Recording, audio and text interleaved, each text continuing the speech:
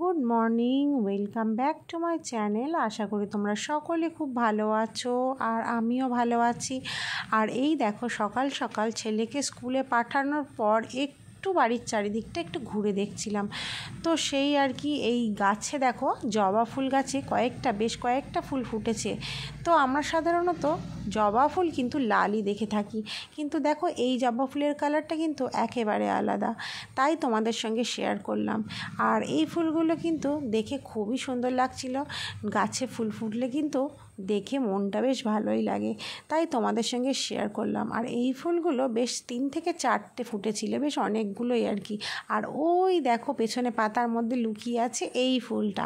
এই ফুলটার নাম অবশ্য আমি জানি না, কিন্তু আমার পিসি কিন্তু এই গাছগুলো লাগাতে খুবই পছন্দ করে। তো সেই জন্য এর আগে তোমাদের সঙ্গে আরও গাছ লাগানোর ভিডিও শেয়ার করেছি, সেগুলো সবজি গাছ ছিল। যাই হোক, আজকে কয়েকটা ফুলের গাছ দেখিয়ে দিলাম যেগুলো আমাদের বাড়িতে আছে। বিশেষ কিছু গাছ অবশ্য আমাদের বাড়িতে নেই। তো এই টুকিটাকি গাছগুলো যেগুলো আমার পিসি লাগায়, দেখো এই যেমন পাতাবাহার গাছ বলে মনে হয় এইগুলোকে, দেখো এইগুলোকে তোমার রাস্তায় ঢোকা মানে গেটের চারিদিকে লাগিয়েছে, কত সুন্দর লাগে দেখতে। আর তারপর এই দেখো পেঁপে গাছগুলোও আস্তে আস্তে বড় হয়ে যাচ্ছে, আর কয়েকদিন পরে পেঁপে ধরবে। তো এই দেখো পাঁচিলের ওপরে অসংখ্য ছোট ছোট বোতল ভাঙা, তারপর টবের মধ্যে নানান গাছ, পুদিনা পাতা, তুলসী গাছ, নানান রকমের গাছ লাগিয়ে দিয়েছে। তো তারপর দেখো শুধু গাছগাছালি আর ফুল দেখলেই তো চলবে না, সকালে উঠেই রান্নার কাজে হাত না দিলে কোনো কাজই যেন এগোয় না। তারপর হাজব্যান্ড অফিসে যাওয়ার পালা, তো চটপট রান্না করে নিচ্ছিলাম এই আর কি দেখো। আর এখন রান্না করছি সয়াবিন। আমাদের বাড়িতে না সয়াবিনটা সবাই বেশ ভালো খায়। আমি, আমার হাজব্যান্ড, আমার ছেলে প্রত্যেকে এই সয়াবিনটা বেশ ভালোই পছন্দ করে।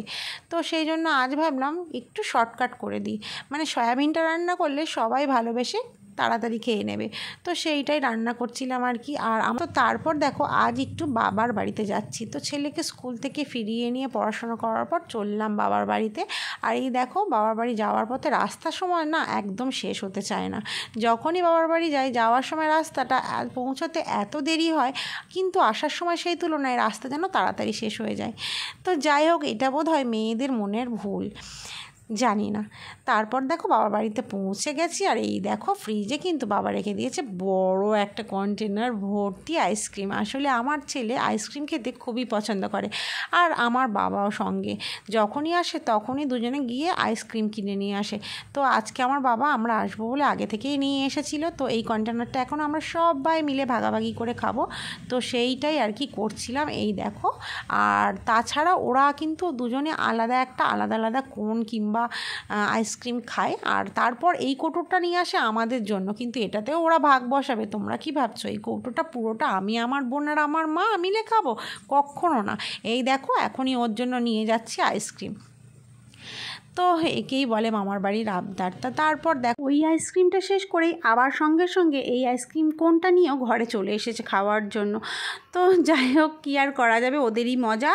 তো তারপর একটু গল্প সল্প করার পরেই রাতের ডিনার চলে এলো। দেখো ডিনারে আছে, এটা হচ্ছে কাঁঠাল ভর্তা, এটা হলো বিনস, আলু আর চিংড়ি মাছ দিয়ে একটা সবজি, আর সঙ্গে আছে ফুলকপির একটা সবজি এই যে, আর তার সঙ্গে আছে আমার ছেলের পছন্দের চিকেন কোফতা। রাতে যেহেতু আমরা একটু হালকা খেতেই পছন্দ করি, তো সেই জন্য মা বিশেষ কিছু চিকেন কিংবা মাটন বানায়নি, তো সেই জন্য এইভাবে হালকা শুল্ক কিছু বানিয়েছিল। আর এই যে কাঁঠাল ভর্তাটা দেখছো, এটা কিন্তু আমার বোন এই ফার্স্ট টাইম বানিয়েছিল, খেতে কিন্তু দারুণ লেগেছিল। নেক্সট টাইম কিন্তু তোমাদের সঙ্গে অবশ্যই শেয়ার করবো রেসিপিটা। তো আজকের মতো টাটা, নাইট, সকলে খুব ভালো থেকো।